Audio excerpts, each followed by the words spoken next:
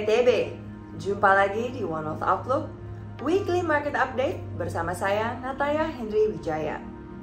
Menuju ke penghujung tahun 2022, fokus investor tengah terbagi mulai dari kasus COVID-19 hingga prospek kenaikan suku bunga Bank Sentral Global. Sepekan lalu, pasar saham Amerika Serikat mengalami koreksi dengan indeks S&P 500 turun 0,69% dan Nasdaq turun 1,57%. Sepekan terakhir, investor mencerna berbagai pernyataan dari sejumlah gubernur Bank Sentral Amerika Serikat atau The Fed terkait prospek arah kebijakan suku bunga ke depannya. Wakil Ketua Fed, Lael Brainard, menilai bahwa The Fed harus segera memperlambat kenaikan suku bunganya. Ia mencatat bahwa terdapat keterlambatan dari dampak transmisi kenaikan suku bunga kumulatif sejauh ini, dan menambahkan bahwa langkah yang lebih bergantung pada data akan lebih tepat ke depannya.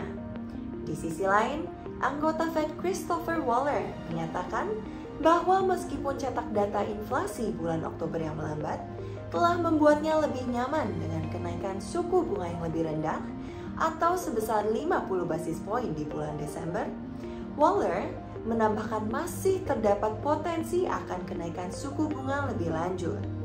Terlebih, Presiden St. Louis Fed, James Bullard, menyatakan bahwa suku bunga setidaknya dapat meningkat ke level 5 hingga 5,25% dan menilai bahwa level tersebut dapat menjadi tingkat minimum untuk menekan inflasi. Hal ini turut didukung oleh penjualan retail Amerika Serikat bulan Oktober yang tumbuh lebih dari ekspektasi di level 1,3% month on month dan yang menunjukkan masih resiliennya permintaan konsumen di tengah angka inflasi di level 7,7% yang meskipun telah melambat namun masih jauh di atas target 2% The Fed. Di pasar Asia, terlepas dari isu kenaikan suku bunga global, investor mendapatkan angin segar dari pelonggaran kebijakan COVID-19 di China. Pemerintah setempat mengumumkan 20 poin terkait kebijakan COVID, termasuk relaksasi kriteria karantina.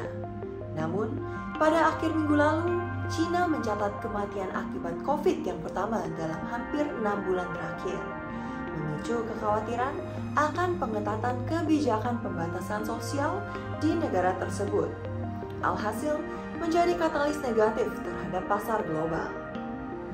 Beralih ke pasar obligasi Amerika Serikat, di tengah berbagai komentar hawkish anggota The Fed, imbal hasil obligasi acuan 10 tahun yang pada awal bulan masih berada pada level 4%, pada akhir minggu lalu sudah menyentuh level 3,82%. Market sepertinya masih menimbang apakah The Fed akan berlanjut hawkish atau tidak, menimbang angka inflasi sudah mulai mereda. Beralih ke pasar domestik, IHSG ditutup di level 7082. Di akhir minggu, pasar saham Indonesia ditutup di teritori negatif dengan pelemahan tipis sebesar 0,1%. Dapat dibilang bahwa satu minggu kemarin, pergerakan IHSG terbilang sideways.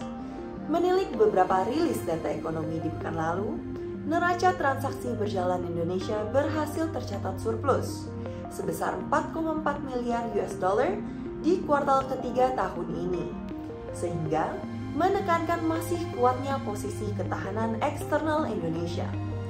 Tren tersebut tentunya sejalan dengan masih suportifnya aktivitas ekspor di tengah harga komoditas utama yang masih tinggi. Terbaru, surplus pada neraca perdagangan Indonesia tercatat mencapai 5,6 miliar US dollar di bulan Oktober, sekaligus menandakan surplus 30 bulan berturut-turut. Di tengah masih tingginya harga komoditas utama seperti batu bara, diharapkan mampu untuk terus menopang ketahanan eksternal Indonesia, di mana Bank Indonesia mengantisipasi neraca transaksi berjalan Indonesia untuk mencatat surplus di kisaran 0,4 hingga 1,3% terhadap PDB di tahun ini. Fokus pasar juga tertuju pada hasil dari rapat Dewan Gubernur Bank Indonesia di pekan lalu. Bank Indonesia meningkatkan suku bunga acuannya sebesar 50 basis poin menjadi 5,25%, Sejalan dengan antisipasi mencatat bahwa keputusan tersebut bersifat preemptif dan front-loaded, guna menjaga ekspektasi inflasi dan stabilitas nilai tukar rupiah. Terlepas kenaikan pada suku bunga, di pasar obligasi, imbal hasil obligasi acuan 10 tahun terbilang masih cukup stabil.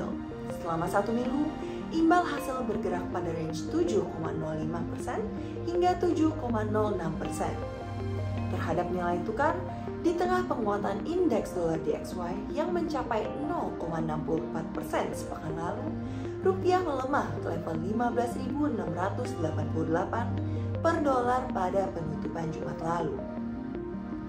Sekian informasi dan analisa kali ini. Jangan lupa untuk memfollow kami dengan cara mengklik tombol subscribe. Saya Nata Hendriwijaya, nantikan One Wealth Outlook berikutnya di minggu depan. Salam TETB.